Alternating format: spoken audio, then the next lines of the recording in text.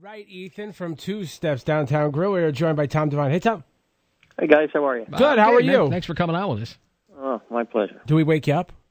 A little bit, but that's okay. Well, you know, he works late at the restaurant. Yeah, that's true. Listen, I don't have, as I told you off the air, a horse in this race. Get it? I just, as long as you're not putting in a Chuck E. Cheese, I don't care. But let me ask you this. The O.T.B. that is proposed to be in Danbury would be inside your facility. Am I incorrect in saying, or correct in saying, that you are the only one that stands to benefit from this financially immediately?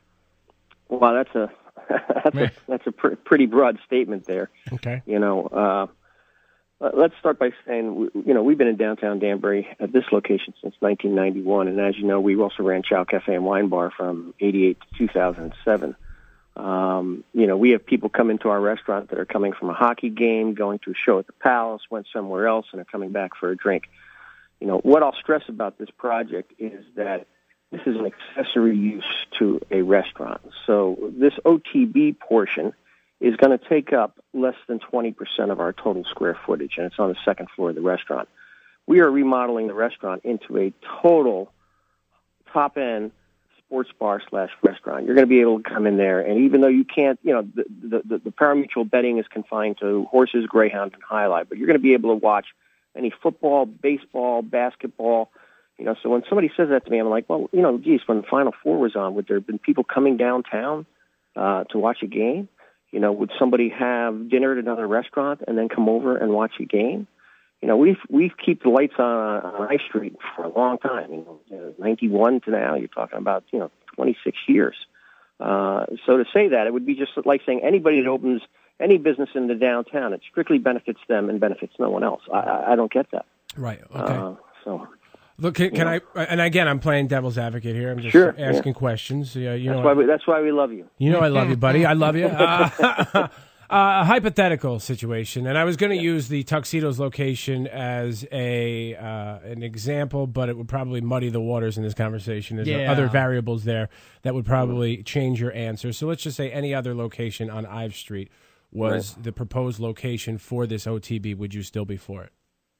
Yeah, actually we were. I mean, the original location was 40 White Street, and that was over 2.5 years ago when they started at that location. So this has been kicking around the downtown for a long time.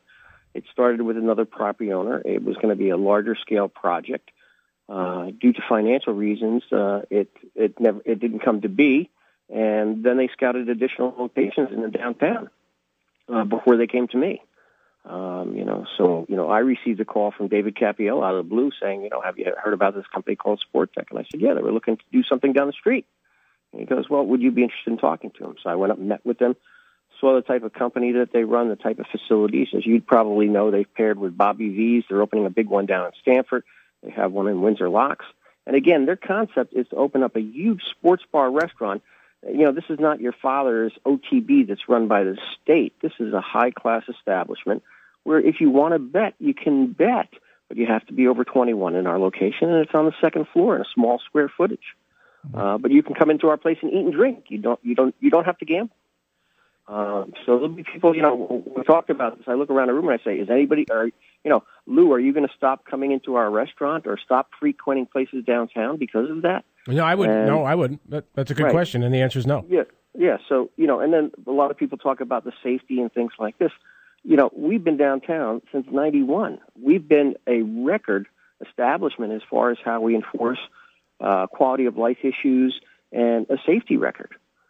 So we stand on that record. And I always say, people, don't judge me on speculation in your mind of what you think this is going to do and how bad it's going to be, because judge me on my record, on what I've done downtown for the last 20-some years. We're talking to Tom Devine, who's the owner of Two Steps Restaurant. Some people are saying, some of the detractors are saying that it's with a O.T.B. parlor upstairs in your restaurant, it's going to bring unsavory characters to downtown, not the kind of people that business owners in downtown Danbury really want to see.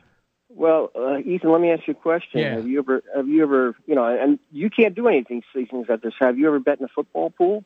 Have I ever bet in a football pool? Yeah. Oh, yeah. Yeah. Have you been to a casino? Yeah, I don't like them, but I've been there. Right.